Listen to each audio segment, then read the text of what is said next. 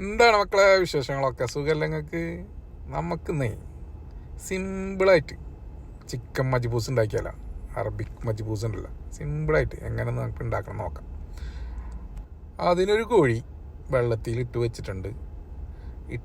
ഒരു മണിക്കൂർ വേണം അതിൻ്റെ ഐസൊക്കെ പോകാൻ വേണ്ടിയിട്ട്. അത് കഴിഞ്ഞതിന് ശേഷം നമുക്കത് തൊലിക്കളയരുതിട്ടാ, തൊലിക്കളയാണ്ട് വേണം കട്ട് ചെയ്യാൻ.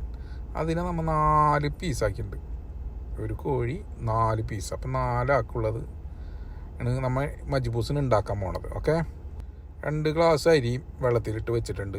അതിന് ശേഷം നമുക്ക് പാത്രം അടുപ്പത്ത് വെച്ച് തീ കത്തിച്ച് ഓയിൽ ഒഴിക്കാം. ഓയിൽ ഒഴിച്ചതിന് ശേഷം നമുക്ക് അതിലേക്ക് സവോള, ഒരു സവോള കേട്ടോ, ഒരൊറ്റ സവോള നമുക്കിങ്ങനെ കട്ട് ചെയ്തിട്ട് അതിലേക്ക് ഇടാം. അതിന് ശേഷം ഒന്ന്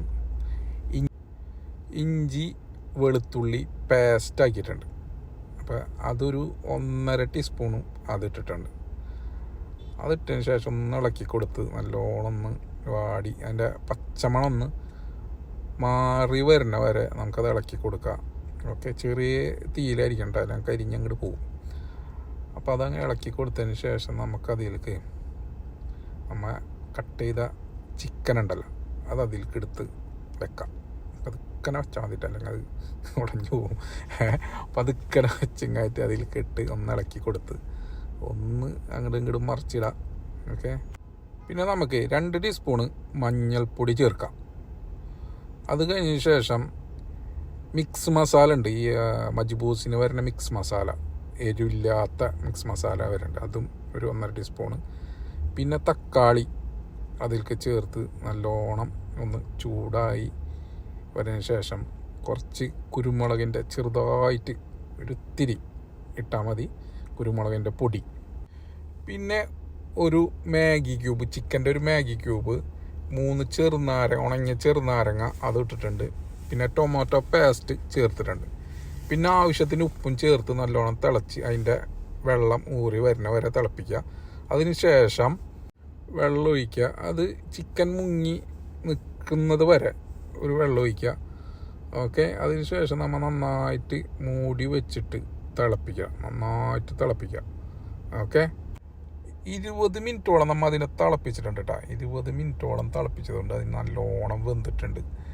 വെന്തതിന് ശേഷം നമുക്ക് ആ ചിക്കനൊന്ന് ഒരു പാത്രത്തിലേക്ക് മാറ്റാം.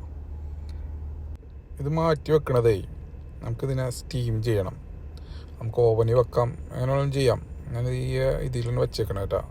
ഒരു 10-15 മിനിറ്റ് ഞാൻ വെച്ചിട്ടുണ്ട് സ്റ്റീം ചെയ്യാൻ വേണ്ടിയിട്ട്.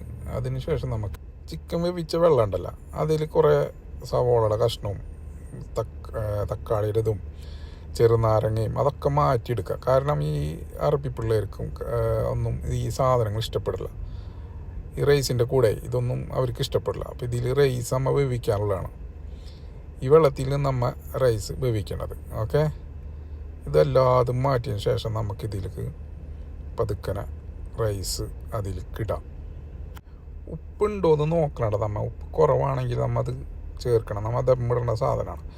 ഉപ്പ് ഉണ്ടോ എന്ന് നോക്കിയിട്ട് നമ്മൾ മൂടി വെച്ചിട്ട് നല്ലോണം തിളപ്പിക്കുക.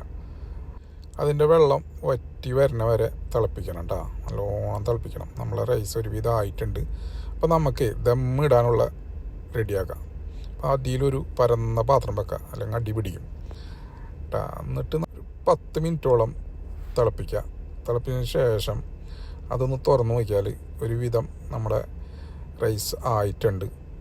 പിന്നെ നമുക്ക് അതിൻ്റെ മുകളിൽ അലുമിനിയം ഫോയിൽ വെച്ചിട്ടൊന്നും കൂടെ ഒന്ന് ദമ്മിട്ടൊരു 10-15 മിനിറ്റ് വെക്കാം. നമ്മളെ റൈസ് റെഡി ആയിട്ടുണ്ട് കേട്ടോ. മജ്ബൂസ് റൈസ് റെഡി ആയിട്ടുണ്ട്. അപ്പോൾ നമുക്കൊരു നല്ലൊരു പാത്രത്തിലേക്ക് അത് മാറ്റാം. ഓക്കെ, ഇതിൽ ഒരുപാട് ഐറ്റംസ് ഒന്നും ചേർത്തിട്ടില്ല കേട്ടോ.